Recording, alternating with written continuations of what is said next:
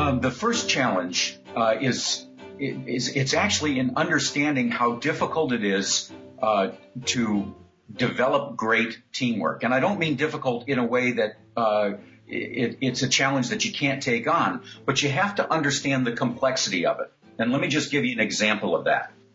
If you've got a team of 5 people working for you, that's just 5 people on your team, along with you.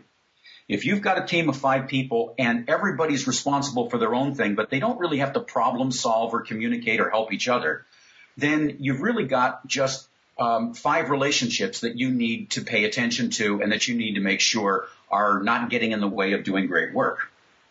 But let's say that instead, like in an airline business or in any one of hundreds of other businesses, that success really depends on how teammate number 1 and teammate number 2 work together when their paths cross, and that it matters when teammate number 4 and number 5 get involved with it too, and how they relate to each other. At that point, what you need to understand is that there are 75 relationships that you're managing. 75, not just 5, because it goes up exponentially because of the interdependency. So, and you know, we've all seen this. We've been on committees. We've done jury duty. We've done these things where you see how when one person talks, that changes the way another person behaves, and a third person being in the room with them changes all 3 of them. Right. So relationships are complex, and you have to have an appreciation that it's not as simple as a one-size-fits-all solution, because each person combined with another person equals a very unique relationship. So you have to have sensitivity towards that. The secret to it, though, is that you can do a lot by just following your heart and your gut. But a lot of times in management, we're afraid of that, so we don't do it, and we try to rely on a one-size-fits-all answer, and then that ends up just causing greater dysfunction in the team. They're not all the same, and when they're together, they're definitely many relationships. Matter of fact, by the way, if you get that team up to 7 people, it goes up to 490 different relationships. Got it. You know, I love that distinction between, actually, the way I've heard that something similar described around this is the difference between complex and complicated. Yeah. And what you're describing in this team is that it is complex rather than complicated. And here's the difference. You know, complicated is like launching the space shuttle.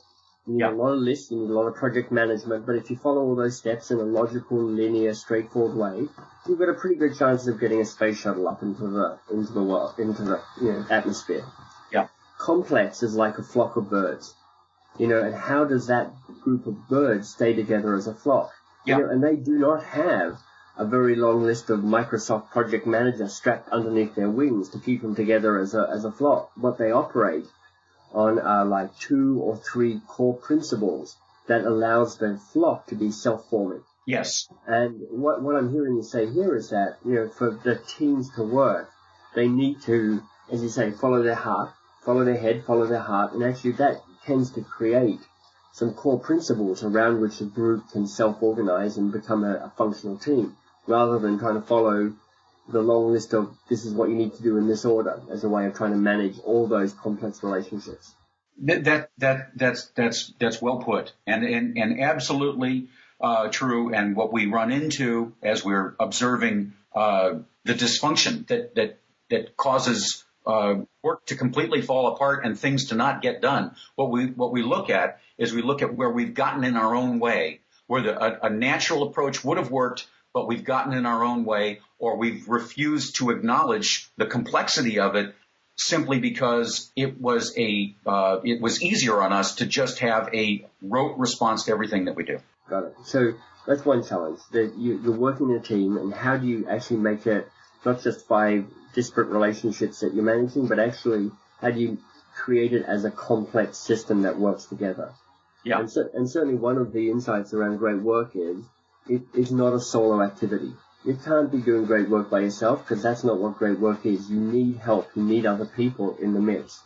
Therefore, how do you engage them in a way that matters? Yeah, and how are you not afraid of asking for help?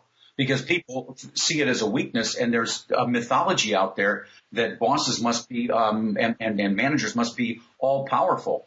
And these people they just don't understand that there's more power in asking for help than there is in pretending you don't need any help. Hey, it's MBS here. If you've got a question you'd like me to answer on video, leave it in the comments below. I'll do my best to get to it.